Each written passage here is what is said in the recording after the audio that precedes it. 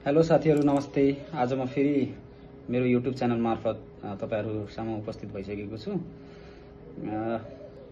Last धेरै दिन भइसकेको थियो। आज 15-16 दिन जति नै भइसकेको थियो। आज भिडियो बनाउन पाइराखेको थिएन। अलिकति बढी नै बिजी भएको कारणले गर्दा होटलमा। फेरि आजको भिडियोमा चाहिँ आज फेरि हामी कुरा गर्ने छौं। बेसिकली मैले नर्मली मेरो भिडियोजहरुमा मैले कमेन्टहरु पाइराखेको छु।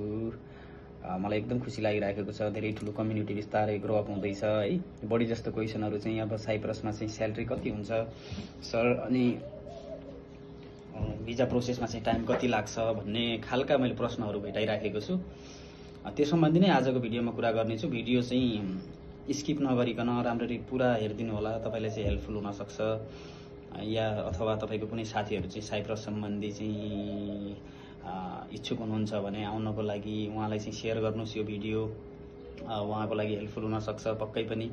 किनभने अहिले साइप्रस भनेको एकदमै युरोपियन कन्ट्री भएको कारणले गर्दा अनि स्यालेरी पनि ठीकठाक राम्रै स्यालेरी अनि भिजा प्रोसेस पनि चाँडो हुने भएकोले गर्दा अहिले साइप्रस तिर चाहिँ मान्छेहरु धेरै आकर्षित भइराखेका छन्।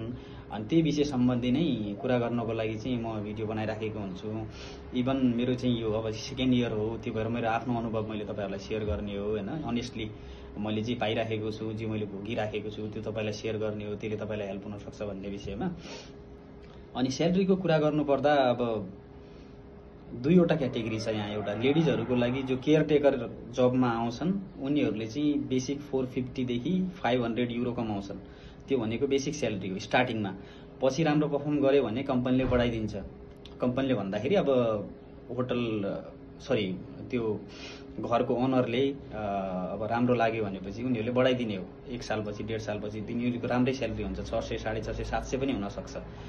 त्यो युरो भनेको अब बेसिक भनेको जसो मैले 450 युरोको कुरा गरे भनेपछि 450 युरो भनेको नेपालको लगभग 70,000 को आसपास हुन जान्छ।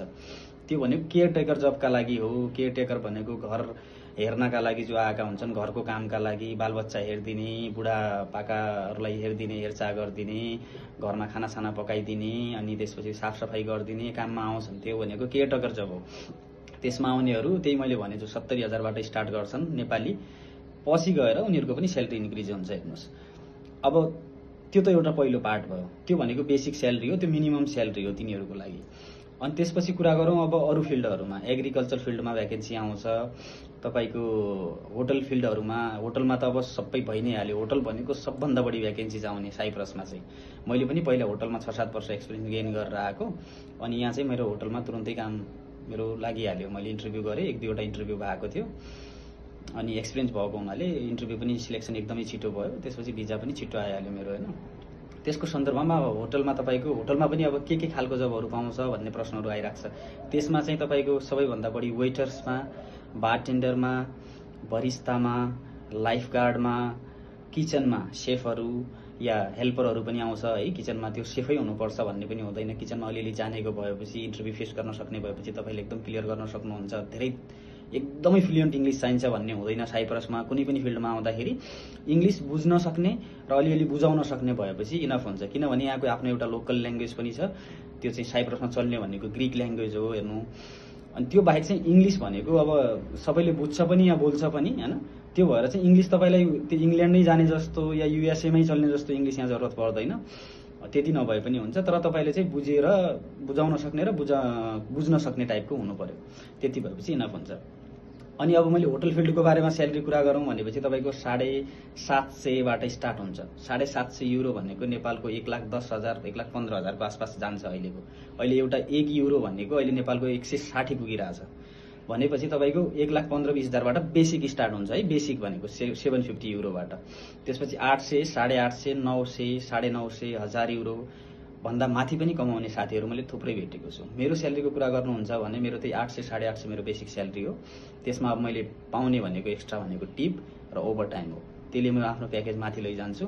त्यसले गर्दा चाहिँ म सेटिस्फाइड छु भनौं। अझ मेरो स्यालेरी इन्क्रिज हुँदै जान्छ। मैले आफ्नो परफर्मेन्स राम्ररी गरे भने चाहिँ होटलले पनि अब इन्क्रिमेन्ट गर्दै लैजाने हो नि त। आफ्नो परफर्मेन्स अनुसारले पनि डिपेन्ड गर्छ। तपाई कति काम गर्न सक्नुहुन्छ, कति आफ्नो फोकस चाहिँ काममा लगाउन सक्नुहुन्छ, त्यसमा पनि डिपेन्ड गर्छ तपाईको धेरै कुराहरु। त्यो भयो होटलको कुरा। बाँकी अब तपाईको मेन्टेनेन्समा पनि यहाँ धेरै कामहरू पाउँछ। अघि नै मैले एग्रिकल्चरको कुरा गरेँ, एग्रिकल्चरमा पनि आउँछन् मान्छेहरू, त्यहाँ पनि हुने भनेको 750 देखि 80 युरोबाट स्टार्ट हुने हो। त्यही 1,15,20,000 चाहिँ बेसिक स्यालेरी हुन्छ यहाँ, त्यसमा आउने हो भनेर चाहिँ त्यो हिसाबले चाहिँ तपाईँ यदि एउटा राम्रो त्यो हिसाबको स्यालेरीमा धेरै मेहनत नगरिकन लगानीको कुरा गरौँ। अब लागतको कुरा गर्दा लागतमा अब मैले धेरै साथीहरूले सोधिराख्नु भएको थियो, मलाई धेरै मागिरहेको छ, 10 लाख मागिरहेछ, 11 लाख मागिरहेछ भन्ने प्रश्नहरू मैले थुप्रै भेटेँ।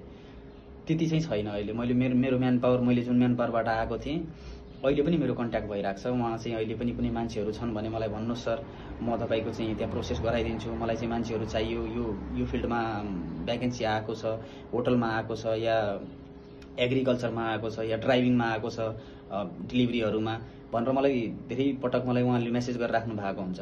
त्यो भएर उहाँसँग बुझ्दाखेरि चाहिँ अहिले लागत असुल्ने भनेको साइप्रसका लागि नेपालबाट 8.5 लाख भनेको एभरेजमा सबैले लगभग असुलिरहेको हुन्छ। अब त्यसमा म्यान पावरमा पनि डिपेन्ड गर्छ, कसैले तपाईँलाई 9 भन्ला, कसैले 9.5 भन्ला, तर तपाईँले त्यहाँ कुरा गर्ने हो राम्ररी, होइन यहाँ अरूले पनि यति नै लिइरहेको छ भन्ने मैले सुने। सबैको बारेमा जानकारी राखिराखेर त्यसपछि कुरा गर्दाखेरि तपाईँलाई पनि इजी हुनसक्छ, त्यो हिसाबमा जानु होला।